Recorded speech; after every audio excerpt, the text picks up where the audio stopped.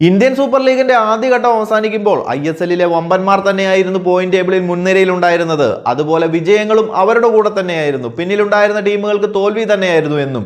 എന്നാൽ ജനുവരിയിലെ ബ്രേക്കിന് ശേഷം ISL പുനരാരംഭിച്ചപ്പോൾ രണ്ടാം ഘട്ടത്തിൽ പിന്നിൽ നിന്ന ടീമുകളുടെ മിന്നലാക്രമണം തന്നെയാണ് നടന്നുകൊണ്ടിരിക്കുന്നത്. ഡിസംബറിൽ ആദ്യഘട്ടം അവസാനിപ്പിച്ചപ്പോൾ 11ാം സ്ഥാനത്ത് നിന്നും കുതിച്ചു കയറി 6ാം സ്ഥാനത്തെത്തിയ ജംഷഡ്പൂർ FC യാണ് ആദ്യ ഞെട്ടൽ സമ്മാനിച്ചത്.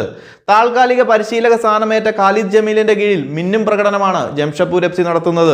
ശക്തരായ മുംബൈ സിറ്റിയെ 2 ഗോളിന് പിന്നിൽ നിന്ന ശേഷം 3-2 തോൽപ്പിച്ച ജംഷഡ്പൂർ FCയെ മറ്റു ടീമുകളും ഇനി ഭയന്നേ മതിയാകൂ.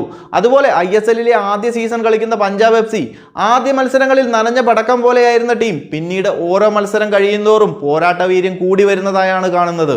രണ്ടാം ഘട്ടം ആരംഭിച്ചപ്പോൾ ബംഗളൂരു FCയെ 1-3 ഗോളിന് തകർത്ത് പ്ലേ ഓഫിലേക്ക് തങ്ങളുമുണ്ടെന്ന് അറിയിച്ചിരിക്കുകയാണ്. പിൻനിരക്കാർ അപ്രതീക്ഷിത കുതിപ്പ് തുടരുമ്പോൾ മുൻനിരയിൽ ഉണ്ടായിരുന്ന കേരള ബ്ലാസ്റ്റേഴ്സും മുംബൈ സിറ്റിയും രണ്ടാം ഘട്ടത്തിലെ ആദ്യ മത്സരത്തിൽ തോൽവിയെറിഞ്ഞു.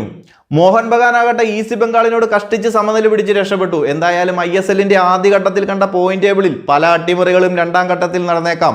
പിൻനിരയിൽ കിടന്ന ടീമുകളുടെ കുതിച്ചുകയറ്റം അത് തന്നെയാണ് സൂചിപ്പിക്കുന്നത്. അപ്പോൾ കൂടുതൽ ISL അപ്ഡേറ്റുകളുമായി മറ്റൊരു വീഡിയോയിൽ കാണാം. ചാനൽ മറക്കാതെ ഒന്ന് സബ്സ്ക്രൈബ് ചെയ്യുക.